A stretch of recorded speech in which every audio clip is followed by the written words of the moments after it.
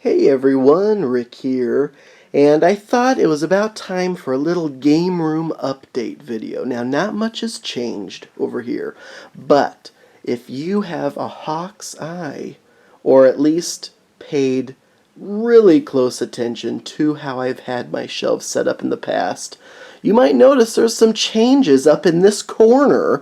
That was typically where I had some of my really old school games, and oh, what's this? This is going to be an unboxing in just a few minutes. But if you're like me, shelf space is a premium. So I decided I really wanted to display some of my old school fantasy board games that I had collected appropriately. And I just happened to be at, kind of an antique fair thing this past weekend, and I saw this cupboard and I was like, man, that looks really old school. And I thought, what better way to display some old school fantasy games than in an old wooden cupboard. So that's exactly what I did.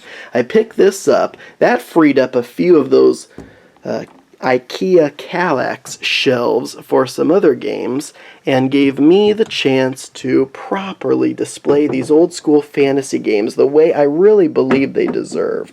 Because with all the new games coming out these days, these old school games get played less and less, and just sitting, as they do on the shelf isn't doing them a whole lot of good. So this way, we can pay homage to the fantasy predecessors that came before. So, right off the bat, we have some miniature building authority, castle stuff. I had to do something up at the top, and so I figured, what better way than to put some castle pieces across the top, and then we have Magic Realm front and center. So I should say, out of everything here, there shouldn't be anything newer than 30 years old. So that's 1986 or older in here. So Magic Realm obviously came out in the mid to late 70s. This says 1978 on the box.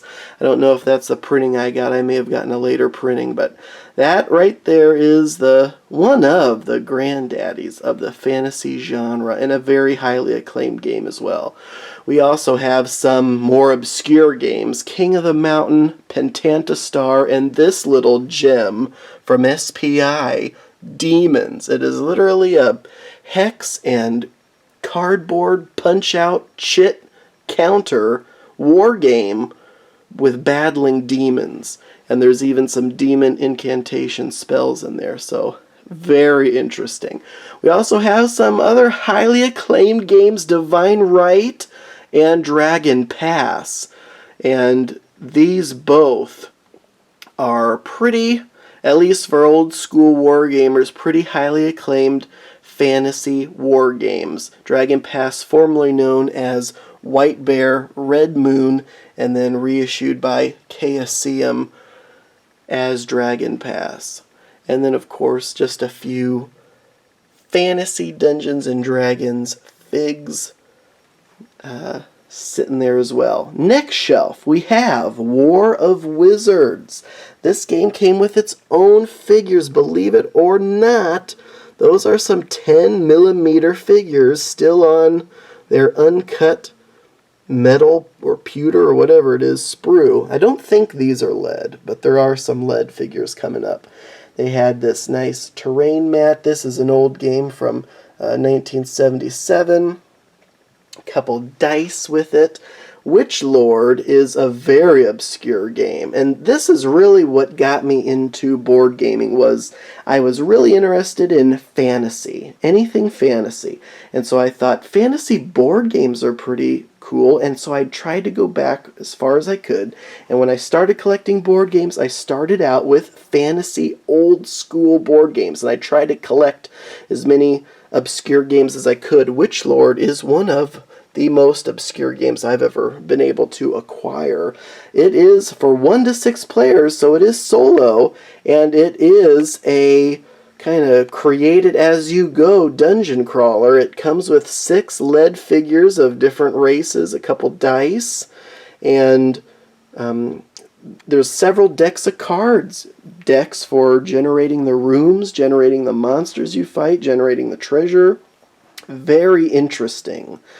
And then we have Lenkmar. I'm sure someone can correct me on how that's pronounced. Apparently that is a popular, or at least well-known, classic fantasy setting that they then created a board game for. So that is another old one. I mean, that is 76. That's one of the older ones that I have there. And then this whole shelf down here is my just beloved fantasy trip collection. Of course, starting out with Melee and Wizard, and then all the supplements. Of course, I believe you can still find my whole run-through of my collection of the fantasy trip stuff on my YouTube channel. But you have your Advanced Melee Wizard and the In the Labyrinth book. There are this is a codex that basically breaks down the page numbers and everything of where all the different topics are in each of the books. Lots of supplements, including some supplements that ended up being released for other systems because this system died out before they were published. And then, of course, all the boxed micro games, all 8 of the Interplay magazines, and of course the DM screen, which that alone is pretty darn cool. But then also, one of my favorite acquisitions ever was these actual small, what are they, 15 millimeter fantasy figures for the fantasy trip. A blister pack of orcs and a blister pack of hobgoblins, still sealed. Unbelievable. Then down here, just a whole pile of different fantasy games. Lords, Lands, and Legends, The Sorcerer's Cave, Flux, Sword Quest, The Fourth Dimension, which is more of a kind of a sci-fi game than fantasy, but we also have King's Bounty, Warlocks and Warriors, Witch's Cauldron, with all of its fantasy figures from Ralpartha. They just reprinted this unbelievably in the latest Iron Wind Metals Kickstarter, so I'll be getting a copy of the new version. And then Dwarf Mountain, which is really interesting. That's from Grenadier Models, believe it or not. It doesn't come with any figures, but they did these small boxed games. And then, of course, these are unbelievable. These just kind of things that I believe probably just came in Ziploc bags back in the day. Fantastic Encounters.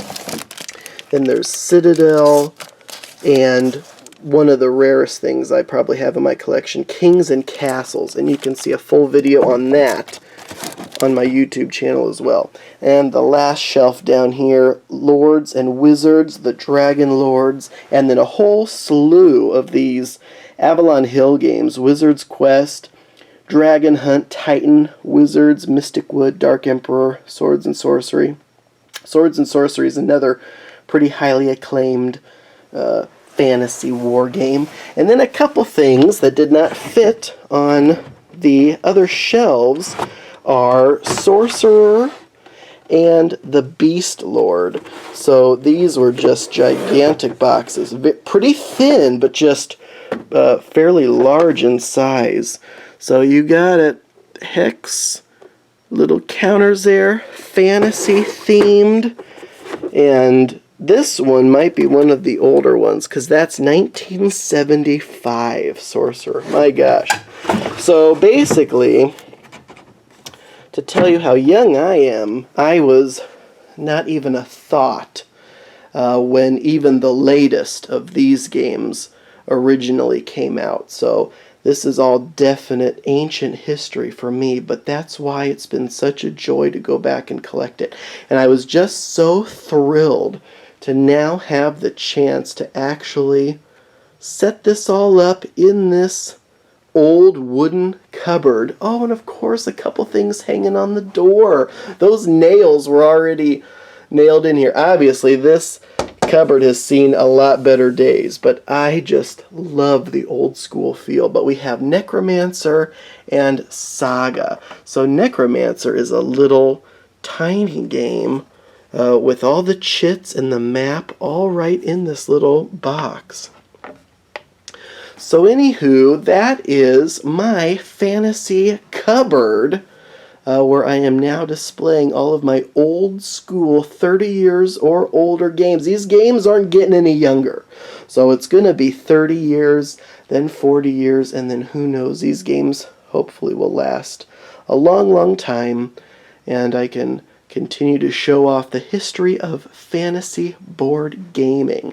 Anyway, I got an unboxing to do, so thank you all so much as always for watching, and until next time.